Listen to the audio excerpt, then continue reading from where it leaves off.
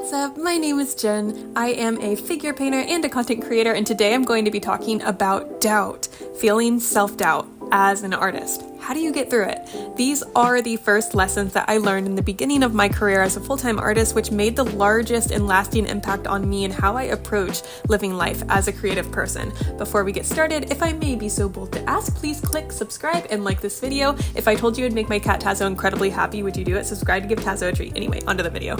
Tazo!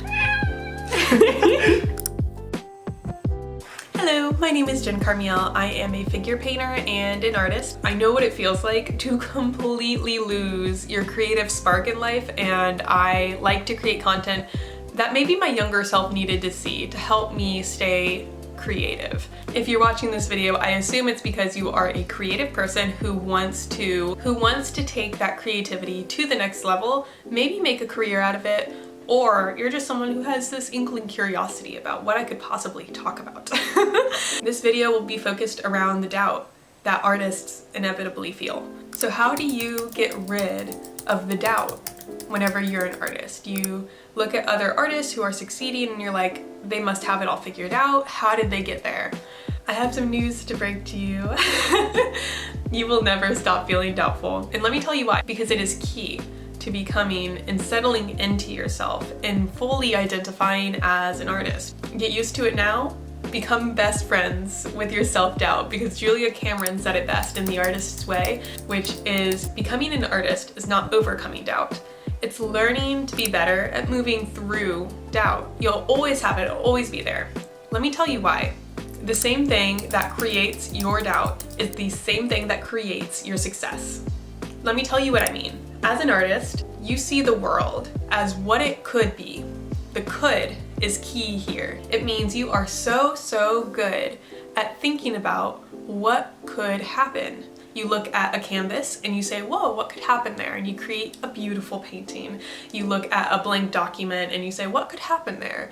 And you create a lovely story. You look at the vast expanse of the world and you think to yourself, what could happen? And you take some beautiful photographs. A lot of times, the could is magical, fun, and freeing. It's the reason you create your artwork. Other times, the could is something scary. It's the reason you step away. One of the most important things I learned is that they are the same thing. You are great at thinking up possibilities. I remember that in the beginning of this journey, I would spend a lot of time getting amped up and excited. Oh my gosh, I'm so excited for the possibilities of what could happen, and switching to, oh my gosh, what if nothing works out? What if?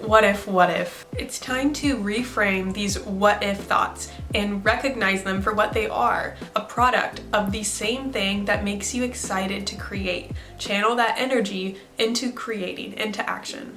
When those doubts appear inevitably, acknowledge them and say thank you. Thank you for being here. I notice you, I hear you, you're concerned, but I've got this handled.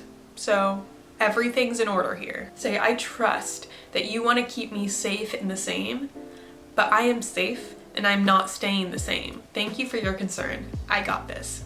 We are great at thinking up something crazy, and doubt stops at the word crazy. Challenge yourself to finish the thought.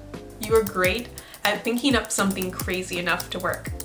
The second thing that I learned in the beginning stages of becoming a full-time artist is do not think about the how. And I know what you're thinking. You're like, oh my gosh, what are you saying? What do you mean? And that's my exact reaction when I heard this advice. At first, I'm like, what do you mean? I have to know how it's gonna work to make it work. But just hear me out, because this is gonna blow your mind. Remember when I said you're great at thinking up all these possibilities? Exactly. You are great at thinking up every single possible way to do something. And this will get you stuck in a thought cycle. When I first embarked on this journey to make my art career my reality, I spent a full month thinking about the work I wanted to do and creating a brand. I thought about how I wanted to market it and the exact steps I would take to get there. I created several flowcharts and like, this is step 1, step 2, step 3. These are every single little thing that I'm gonna do in order to get where I wanna go. And I use none of it. I spent an entire month stuck in thought. I created an entire brand that I do not use. I have business cards and everything stuck in my computer that are not compatible with my current work or brand. And that's because when I started to create artwork, the plan changed. You can't plan ahead, especially whenever you're so early on in something that you've never done before. You just have to do stuff. You just have to do it. Action is the antidote. If you allow yourself to think, how will I achieve this? Then one of two things will inevitably happen. One, you will waste your time just planning something that does not go according to the plan. Or two, you will become overwhelmed and frozen by all the different possibilities and different ways to do things that you will do nothing. You will get stuck in freeze mode of being like, oh my gosh, what do I do? There's too much information, this side and that side, telling me so many different ways to do this, and I can't choose, and now I'm stuck. Action is the antidote. Do the work, show up, put it in front of people, and watch how people respond. The people who look at your work will give you tiny little clues as to which direction you should walk a little further in. So the key here is to create work that you love to do. Follow what feels good inside, because you don't want to create another cage for yourself, having started this journey to escape one. It's important to follow what feels light is right. You have to follow the joy. You cannot follow the duty. And that's another concept that Julie Cameron writes in her book, The Artist's Way. Anyway, I'm a walking, talking advertisement at this point. Action is the antidote. Consider your journey like following a star. You look up at the sky and you start walking. And as you're walking, you start to notice the star kind of drifts and is like going in a different direction. And you're like, oh wait, it's over there now. You kind of turn and you walk towards it. You adjust your course as you go. So it's important to move slowly, to trust yourself, follow what feels light inside you, and to understand that no one has it figured out. And you probably won't get to a point where you have it figured out either. And that is the loveliest thing about all of this, that it is a constant exploration, that it is constant growth, and that there is no achievable, I've done it moment. You can look at other people in your life and say, oh my gosh, they have it figured out, but I promise you, they sit in bed at night saying, what am I doing? So try not to idolize other people that you see around you, like, oh, I have to be like them or I have to be like that.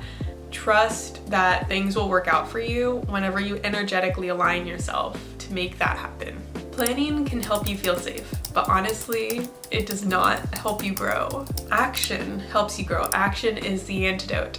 And just remembering that being an artist is that simple. Create the work, put it in front of people, that's it.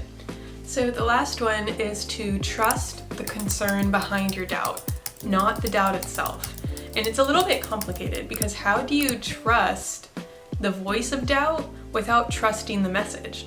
It goes like this. Consider that doubt like a friend. Go to that doubt and say, I'm hearing some concern over there in the back. What exactly is your concern? Kind of have a conversation with it. And it's about walking side by side with it, not overcoming it, not dismissing it, not waiting for the day your doubt will go away, because it won't. Approach your doubt like a friend that is just going to be hanging out with you for a while. Don't be too intimidated by the fact that it's there. Don't read into its existence. I remember in the beginning of my journey, I used to, for some reason, think that the doubt that I felt was a sign or some sort of proof that I should not be doing this, that something else is just trying to tell me, give me signs that I should be safer and I should not take this risk.